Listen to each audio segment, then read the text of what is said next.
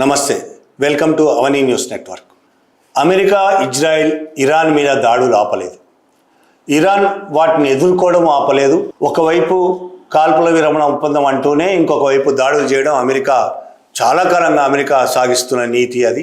దాడులు జరుగుతూనే ఉన్నాయి, యుద్ధం సాగుతూనే ఉంది. ఇప్పటికీ 2-3 నెలలు అయిపోయింది, యుద్ధం సాగుతూనే ఉంది. దానివల్ల ప్రపంచవ్యాప్తంగా ఆయిల్ ధరలు ఎంత దారుణంగా పెరిగిపోతున్నాయి, గ్యాస్ ధరలు ఎంత దారుణంగా పెరిగిపోతున్నాయి చూస్తున్నాం. మన దేశంలో కూడా ఆయిల్ ధరలు ఎంత అన్యాయమైన స్థాయిలో పై స్థాయికి చేరినాయో చూస్తున్నాం. ఒకవైపు ఆయిల్ సంక్షోభం కూడా ఎదుర్కొంటుంది. ఈ నేపథ్యంలో మన దేశ పాలకులు ఎంత వెన్నెముక లేని వాళ్ళు అనేది పదే రుజువు చేస్తున్నది యుద్ధం వచ్చిన తర్వాత మోడీ ప్రభుత్వం ఎంత వెన్నెముక లేకుండా, ఎంత సిగ్గు లేకుండా నిర్లజ్జగా అమెరికా కాళ్ళ దగ్గర పడి ఉంటుంది అనేది ఈ యుద్ధం వచ్చిన తర్వాత మరీ కనబడుతున్నది. ఎంత దిగజారుతున్నది అనే తాను మోడీ ప్రభుత్వం రుజువు చేసుకుంటున్నది. ఈ మధ్య ఓమన్ దగ్గరలో అంతర్జాతీయ జలాల్లో 3 షిప్పులను ఒక్కరోజు కాదు 3 వేరు రోజుల్లో భారతీయులు ఉన్నారు. అందులో భారతీయ షిప్పులు, ఆ 3 షిప్పుల మీద అమెరికా దాడి చేసింది.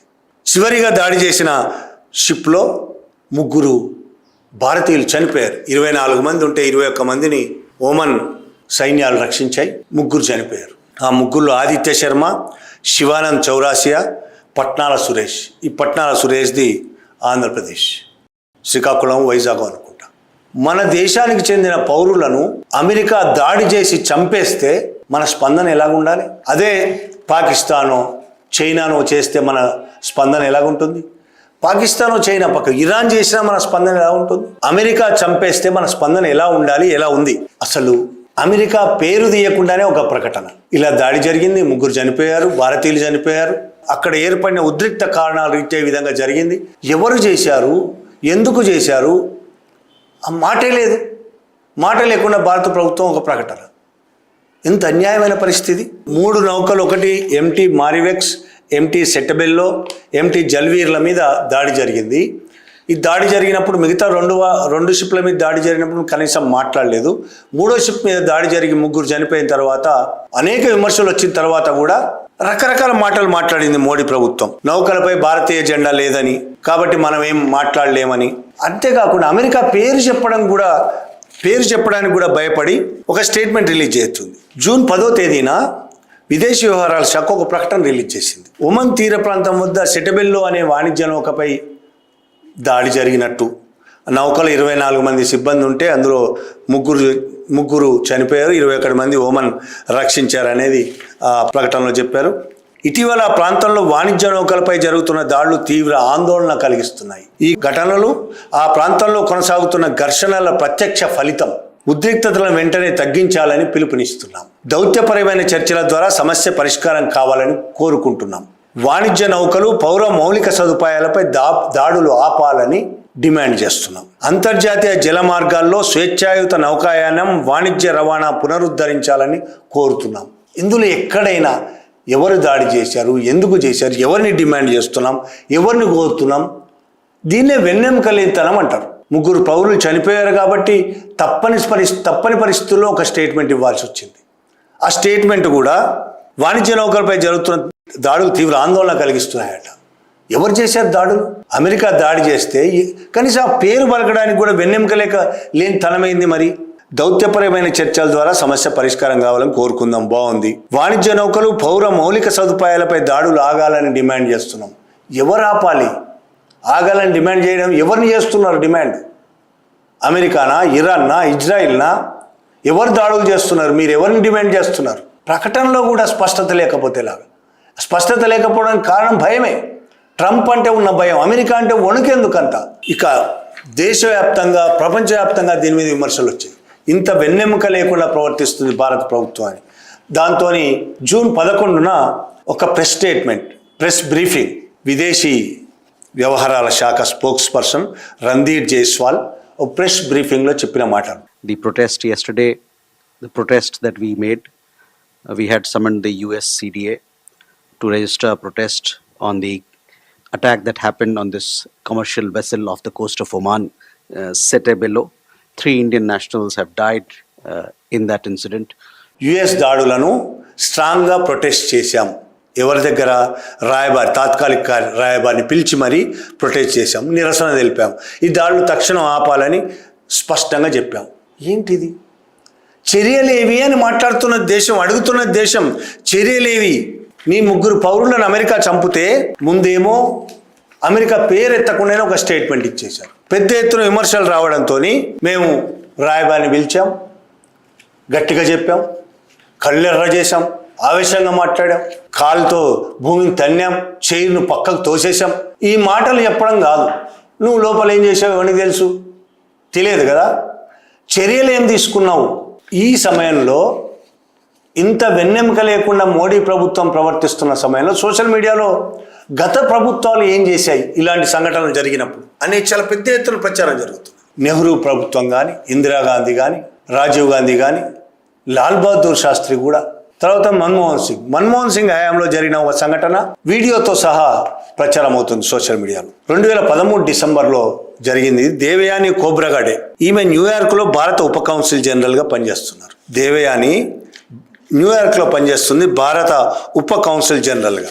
ఆమె మీద డిసెంబర్ 12న అమెరికా అధికారులు వీసా ఫ్రాడ్, తప్పుడు వీసా డాక్యుమెంట్స్ అనే ఆరోపణ, ఇంటి సహాయకురాలు కనీస వేతనం చెల్లించకపోవడం అనే ఆరోపణల మీద ఆమెను అరెస్ట్ చేశారు. దేవయాన్ని అరెస్ట్ చేసినప్పుడు ఆమెకు బేడీలు వేశారు, చేతులకు బేడీలు వేశారు, బట్టలు విప్పి తనిఖీ చేశారు. దీని మీద భారతదేశంలో చాలా సీరియస్ ఆగ్రహం వచ్చింది, పీపుల్లో వచ్చింది ఆగ్రహం.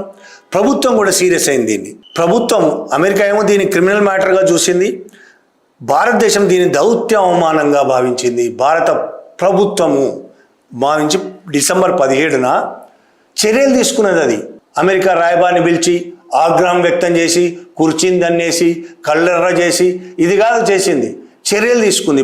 డిసెంబర్ 17న ఢిల్లీలోని అమెరికా ఎంబసీ ముందు, ప్రతి ఎంబసీ ముందు ఇండియన్ గవర్నమెంటే బ్యారికేడ్స్ పెడుతుంది, వాళ్ళకి భద్రత మొత్తం ఇండియన్ గవర్నమెంట్ చూసుకుంటుంది.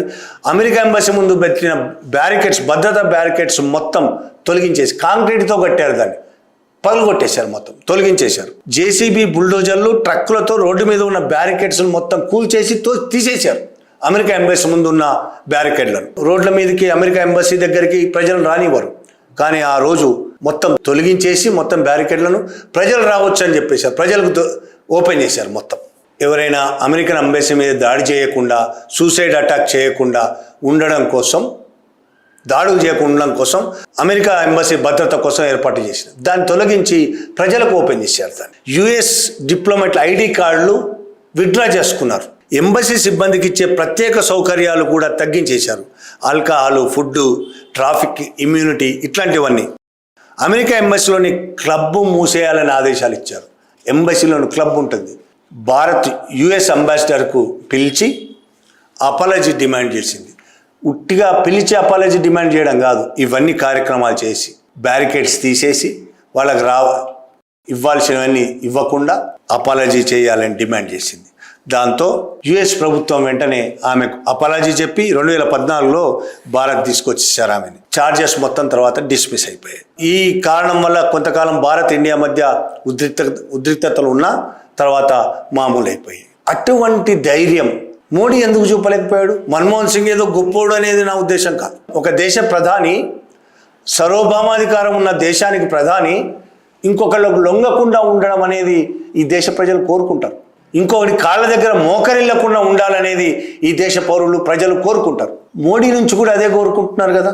మరి మోడీ ప్రభుత్వం మోడీ అయితే కనీసం చనిపోయిన 3 సంతాపం కూడా తెలిసిన ప్రకటన విడుదల చేయలేదు. ఇంత దారుణమైన పరిస్థితి. మన భారతదేశ పౌరుల ముగ్గురిని అమెరికా చంపేయడాన్ని ఖండించడం పక్కన పెట్టండి, ఆ 3 పౌరులకు సంతాపం తెలియజేయడం కూడా మోడీ చేయలేదంటే ఎవరి భయం అనాలి? ఏ ప్రధానమంత్రిని ఇంతగా భయపడ్డా? అమెరికాకో, రష్యాకో, ఇంకో దేశానికో? పాకిస్తాన్ అనగానే ఇంటింటికి ప్రతి ఇంట్లో దూరి కొడతామన్నారు కదా. ప్రతి ఇంట్లో దూరుతాం, పాకిస్తాన్లో ఒక చొచ్చుకెళ్ళి ప్రతి ఇంట్లో దూరుతామని కనీసం మాటలైనా అమెరికా గురించి మాట్లాడడానికి ఏమైంది? ఇంత జరుగుతూ ఉంటే 12 సంవత్సరాలు పూర్తి చేసుకున్న మోడీ అని ఇక్కడ ఉత్సవాలు చేసుకుంటున్నారు. ఈ ఉత్సవాల సందర్భంగా ట్రంప్ మోడీకి శుభాకాంక్షలు చెబుతుంటే దాన్ని ప్రచారం చేసుకుని మోడీకి మా ట్రంప్ చాలా గొప్ప ప్రపంచ చక్రవర్తి, ఈయన సామంతుడు, చక్రవర్తి గారు మా మోడీకి శుభాకాంక్షలు తెలిపాడని బీజేపీ వాళ్ళు ప్రచారం చేసుకుంటున్నారు. ట్రంప్ అక్కడ చేసింది మన వాళ్ళని చంపాడు, హత్య చేశాడు, ముగ్గురిని హత్య చేసి కనీసం పట్టించుకోవట్లేదు, సారీ కూడా చెప్పలేదు, పట్టించుకోవట్లేదు. భారతదేశ పౌరులు అందులో ఉన్నారనే విషయం తెలిసి 24 మంది భారతదేశ పౌరులు ఉన్నారనే విషయం తెలిసి దాడి చేశారు, ముగ్గురిని చంపారు. చంపిన ట్రంప్ మోడీకి శుభాకాంక్షలు చెప్తే వీళ్ళు చంకలు గుద్దుకొని ఎగురుతున్నారు భారతదేశంలో. మా చక్రవర్తి గారు మాకు శుభాకాంక్షలు చెప్పాడు, మా మోడీని మెచ్చుకున్నాడు, ఆహా ఓహో అంటూ. మన వాళ్ళని చంపారు అక్కడ. కనీసం సిగ్గుండాలి మనకి. ట్రంప్కి ఎదురుగా నిలబడి నువ్వు మాట్లాడాల్సిన అవసరం ఉన్నది. మా పౌరులను ఎట్లా చంపుతావు నువ్వు అని గట్టిగా ప్రశ్నించాల్సిన అవసరం లేదా నీకు? స్టేట్మెంట్ ఇవ్వడానికి కూడా భయం నీకు. చర్యలు తీసుకోవడం చాలా దూరం మాట. మోడీ ప్రభుత్వానికి వెన్నెముక ఏమాత్రం ఉన్నా అమెరికన్ రాయబారిని పిలిచి ఇది చేశాం అది చేశామని కథలు చెప్పడం కాదు, ఆయన వాళ్ళకి ఇస్తున్న సౌకర్యాలు రద్దు చేసేయండి. ఇంకా వీలైతే అమెరికన్ రాయబారిని బహిష్కరించండి భారతదేశం నుంచి. మా దేశ పౌరులను చంపినందుకు బహిష్కరించాడు అమెరికన్ రాయబారిని. ఆ సత్తా లేదు నీకు ఎలాగో. కనీసం సారీ చెప్పించినవా? ట్రంప్ నుంచి, అమెరికా ప్రభుత్వం నుంచి సారీ అని చెప్పించినవా? అమెరికా పట్టించుకోవట్లేదు. ప్రపంచంలో ఎవరినైనా నేను చంపగలను, ఎవరిని నేను చంపినా అడిగేవాడు లేడు నన్ను అనే ఒక గూండాలాగా తిరుగుతున్నాడు ప్రపంచంలో. నిజంగా అమెరికా ఇప్పుడు పెద్ద గూండా. ఆ గూండాకు భయపడి చేతులు కట్టుకొని నువ్వు జీ హుజూర్ అంటున్నావు. మన భారతదేశ ప్రజలకు అవమానం ఇది. నీకైతే నీ పరిస్థితులు, నీ గత్యంతరం లేని పరిస్థితులు నీకు ఉండొచ్చు. ఎప్స్టీన్ ఫైల్స్లో పేరు ఉండొచ్చు, అదాని మీద కేసు ఉండొచ్చు, మీ మంత్రి మీద ఎప్స్టీన్ ఫైల్స్లో ఇరుక్కుపోయి ఉండొచ్చు, మంత్రి అనిల్ అంబానీ ఇరుక్కుపోయి ఉండొచ్చు. వాళ్ళందరినీ కాపాడాల్సిన బాధ్యత నీ భుజస్కంధాల మీదనే ఉండొచ్చు. కానీ ప్రజల పరిస్థితి ఏంది? భారత ప్రజలు నిన్ను ఎన్నుకున్నది ఎందుకు? మన దేశ గౌరవాన్ని అంతర్జాతీయ మార్కెట్లో తాకట్టు పెట్టడానికా? దేశ ప్రజలందరినీ అవమానించడానికా? ప్రజల ప్రాణాలు తీస్తున్నా మాట్లాడకుండా ఉండడానికా? ఒక గూండా వచ్చి, ప్రపంచ గూండా మన పౌరులను చంపుతూ ఉంటే, హత్యలు చేస్తూ ఉంటే నాకేం తెలియనట్టు దాక్కొని భయపడుతూ వణికిపోతున్నావు నువ్వు. నీ పాలనలో ఈ భారతదేశ ప్రజలు ఉన్నందుకు సిగ్గుపడాలన్నా? ఇంత విషాదమైన పరిస్థితిలో భారతదేశం ఉన్నందుకు, ఎన్నడూ లేని పరిస్థితిలో భారతదేశం ఉన్నందుకు ఏం చేయాలి ఈ దేశ ప్రజలు? Thank you very much.